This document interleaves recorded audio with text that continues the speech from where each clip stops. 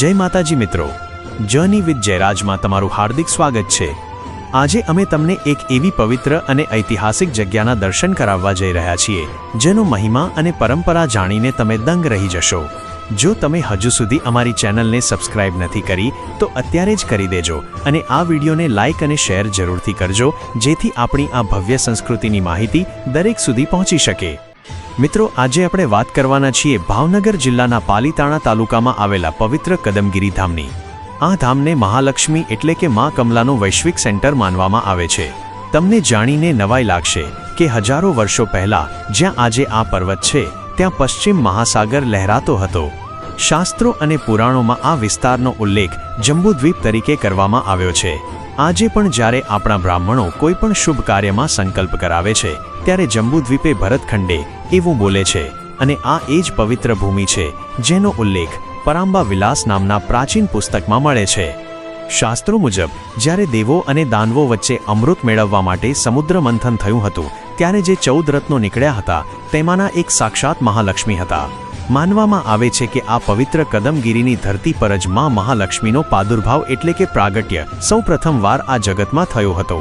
આ દેવી કદમવાસીની છે અને તેમનું આસન કમળ હોવાથી તેમને કમલાસના કહેવાય છે। દેવીનું આ પુરાણોક્ત સ્થાન શેત્રુંજી નદીને કાંઠે કદમગીરી પર્વત ઉપર ગણાય છે। મિત્રો, હવે વાત કરીએ અહીંની સૌથી અનોખી પરંપરા કમળા ઉતાસની વિશે।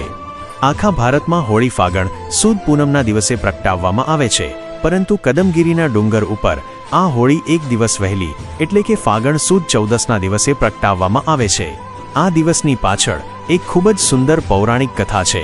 એવું કહેવાય છે કે મા કમલાએ ભગવાન વિષ્ણુના અર્ધાંગીની બનવા માટે આજના દિવસે અગ્નિ જ્યોતમાં પોતાનું પરિવર્તન કર્યું હતું। આ દેહ વિલય પછી તેઓ સમુદ્રમાંથી લક્ષ્મી રૂપે ઉત્પન્ન થયા હતા। તેથી જ આ દિવસને કમળા ઉતાસની તરીકે ઓળખવામાં આવે છે। આ ઉત્સવ ભક્તિના વિજયનું પ્રતીક છે। તે આપણને શીખવે છે કે જો ભક્તની શ્રદ્ધા સાચી હોય તો અગ્નિ પણ શીતળ બની જાય છે। અહીંની જ્યોતના દર્શન કરવા માટે હજારો શ્રદ્ધાળુઓ ઉમટી પડે છે।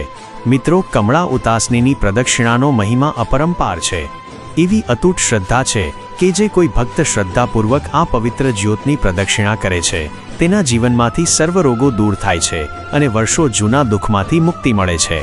આ પવિત્ર પ્રદક્ષિણા કરવાથી ભક્તોના જીવનમાં એક નવો પ્રકાશ આવે છે અને તેમની મનોકામનાઓ પૂર્ણ થાય છે। આ પર્વતનો ઇતિહાસ પણ એટલો જ રસપ્રદ છે। 60 થી 70 વર્ષ પહેલા આ ગામ બોદાનાનેસ તરીકે ઓળખાતું હતું અને સરકારી રેવન્યુ દફતરે આજે પણ આ જ નામ છે, પરંતુ કદમ વનવાસીની દેવીનું સ્થાન હોવાથી લોકો તેને કદમગીરી કહે છે। આ ડુંગરને સંસ્કૃતમાં કૌલંબા કહેવામાં આવે છે, જેનો અર્થ થાય છે કૌલ સાધુઓની અંબા। સ્થાનિક લોકો તેને વહાલી ભાષામાં કોળાંબો ડુંગર કહે છે। મિત્રો, અહીં માતાજીની કોઈ મૂર્તિ નથી, પરંતુ પર્વતની ટોચ પર પશ્ચિમે એક વિશાળ આંબલીના ઝાડ નીચે પથ્થર પર કુદરતી રીતે બનેલી ત્રિશૂળની આકૃતિમાં તેમની પૂજા થાય છે। અહીંની ગુફાઓ અને બખોલોમાં પ્રાચીન સમયમાં મહાન સિદ્ધો અને સાધુઓ સાધના કરતા હતા। 70 વર્ષ પહેલા પર્વત પર ડાબી તરફ એક લીમડાનું પુરાણું ઝાડ હતું જ્યાં ઊંડી બખોલો જોવા મળતી હતી। તમને જાણીને આનંદ થશે કે આપણા સૌરાષ્ટ્રના પરમ પૂજ્ય સંત શિરોમણી બજરંગદાસ બાપા પણ તેમના સાધનાકાળ દરમિયાન અહીં વારંવાર આવતા અને વિષ્ણુ સહસ્ત્રના પાઠ કરીને માની આરાધના કરતા હતા। આજે પણ પૂજ્ય મોરારી બાપુ જેવી મહાન વિભૂતિઓ અહીં અવારનવાર દર્શનાર્થે આવે છે। બીજા એક અત્યંત મહત્વના અને શાસ્ત્રોક્ત મત મુજબ દેવી ભાગવતમાં આ સ્થાનનો ખૂબ જ ઊંડો મહિમા ગાયો છે। જ્યારે દક્ષ રાજાના યજ્ઞમાં માતા સતીએ ક્રોધવશ અગ્નિ સ્નાન કરી પોતાના દેહની આહુતિ આપી ત્યારે ભગવાન મહાદેવ અત્યંત ક્રોધિત થઈને સતીના મૃતદેહને હાથમાં લઈ તાંડવ નૃત્ય કરવા લાગ્યા હતા।